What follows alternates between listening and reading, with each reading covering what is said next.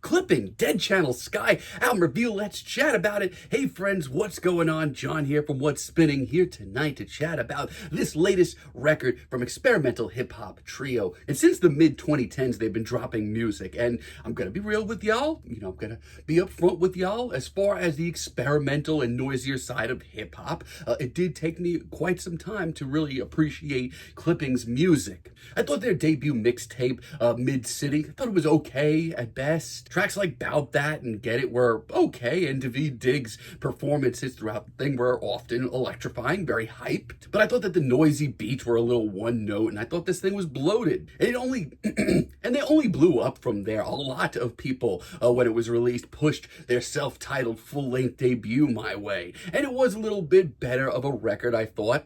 And it's a lot more tasteful at the end of the day. I do enjoy the performances a little bit more, but this thing, once again, I thought was really bloated. Not to mention, half of these guest spots I felt like had no right to be on this record. And I don't know, this might be an unpopular opinion, but Splendor and Misery, I wasn't that into it either. The cinematic vibes and the heart that went into this project is commendable, but I just felt like a lot of the tracks were boring most of the time. I just wasn't drinking the Kool-Aid. Not only that, but I felt like a lot of their contemporaries were doing these sounds a lot better.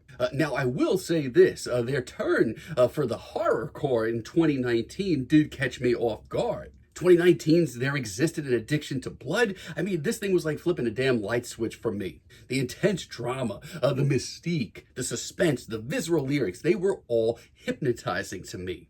And while from a distance, this wasn't the wildest or newest, boldest sound from Clipping, I don't know, something about this record just really hit me hard. And their follow-up, Visions of Bodies Being Burned, I enjoyed just as much. At 52 minutes, it's technically their shortest release, but it feels so much more concise. Not to mention genuinely tortured and downright evil, which leads me up to this new record. I've been enjoying the singles quite a bit leading up to this thing, and I have been very excited to hear it, but I do feel like this is one of their middle-of-the-road projects, or one of their more middle-of-the-road projects in a while. That's not to say that there's not a ton to love here. The intro, as per usual, is pretty exciting. Not for nothing, they always do a great job of, at the very least, hyping me up to listen to a Clipping project. I do also love the dial-up internet and modem samples throughout, and Daveed's performance is electric. But then we get into Dominator, and this track is just so freaking slick. I love the 8-bit inspired beat that sounds practically ripped out of the Mortal Kombat soundtrack, and things pick up fast. If this is your first rodeo, welcome to it. Things get heady really fast around here,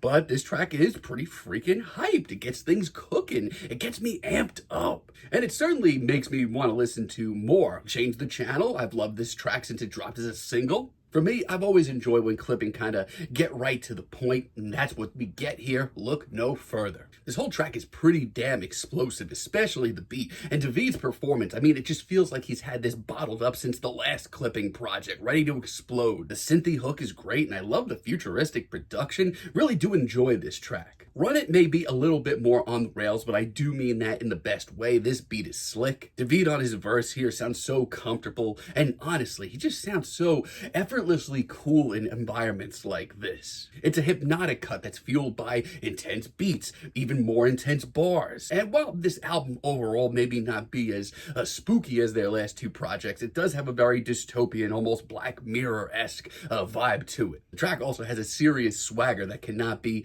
denied at all. Great single. Really do love the Go interlude as well. This is just another great example of what Clipping can do in a very small blast. And while this is simple, I would argue that it's just as effective as to building an atmosphere on this record. And not only that, but I love the urgency here. I wish this track was a little bit longer, actually. The first simple Degradation interlude I really do enjoy as well. Once again, it's so simple, but it's just so effective to the mythos of this record. Up until this point, they've really kept things solid, but the rest of the record does get a little bit off the rails. Like Code, for example. Sorry, folks, this one's not for me. This beat is a whole lot more dime a dozen than what we've heard so far, and this is far from my favorite Daveed Diggs performance. This track points out one of my biggest pet peeves in the Clipping discography. I feel like half the time they are stuck halfway between just trying to make a much more streamlined hip-hop tune, but also try and turn it on its head, and the result is just this weird mishmash. Yeah, it's not for me. Dodger really isn't my cup of tea either. This isn't nearly as ear-grabbing or as interesting as other cuts here, even though it still has a very explosive nature to it. It's very urgent, it's very heady. But this beat to me, I don't know, I just feel like it's so tinny. The production's not hitting me nearly as well here. Not to mention the stop-and-go stylings of this cut just sound sloppy. I mean, yeah, we're talking about experimental hip-hop and industrial hip-hop, but this track just doesn't sound nice. And Scams featuring Tia No More, I mean, I don't know, man. This is kind of my nightmare as far as a clipping track goes. This beat, I'm sorry, it's nothing that I haven't heard a million times. And as far as David's performance goes, this is my least favorite of his here by far. The vocal inflections, the braggadocious bars, it's not what I show up to a clipping album for.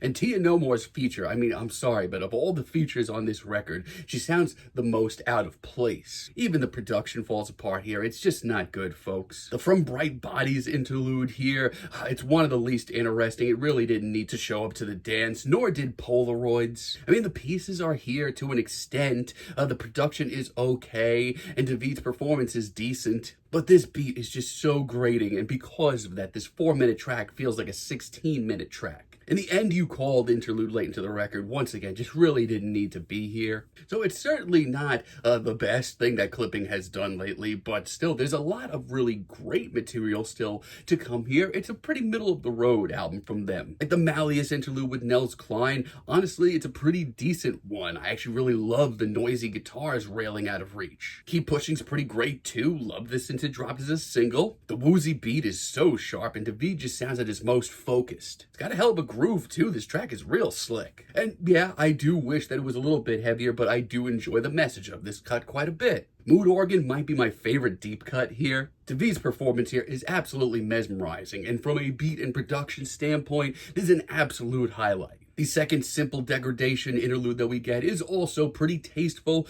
to building this album's atmosphere. It's very hectic once again, very urgent. I mean, that blaring wall of noise just sounds like a series of alarms going off. In the best way, of course, but I need cuts like this to break up this album a little bit.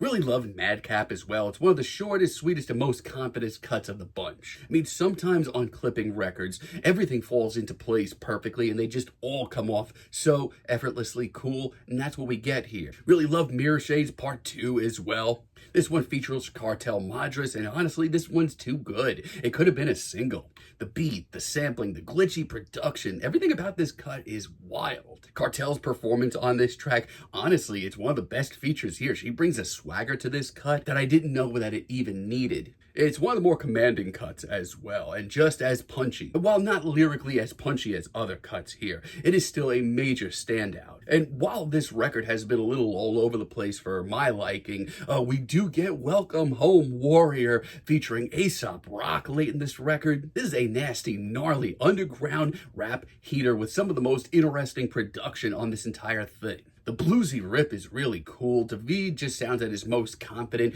and Aesop Rock sounds right at home. I mean, yeah, he sounds brilliant, honestly, revitalized even. Yeah, not only is this my favorite cut of the record, it's one of the better experimental and underground hip-hop tunes I've heard in a while. And Ask What Happened as a finale is honestly one of the best tracks here. That beat, the tension, this is one of the most telling cuts of the bunch. I mean, for my taste, I wish we heard a lot more mystery and drama like we get on here on the rest of this project. I mean, hell, the boys don't sound like they're slowing down. It sounds like they're just getting started. But I am glad that it's here. It's a hell of a finale and probably my favorite deep cut on this thing. Overall, this is kind of a middle of a pack record from clipping for me. The singles are really great, and when they focus here, it's just so effortlessly cool, and I do love the very dystopian, heady, and just urgent vibes of this entire project. I just wish it was a little bit more consistent, because as far as this goes, it's really not adding up as well as their last two records for my tastes.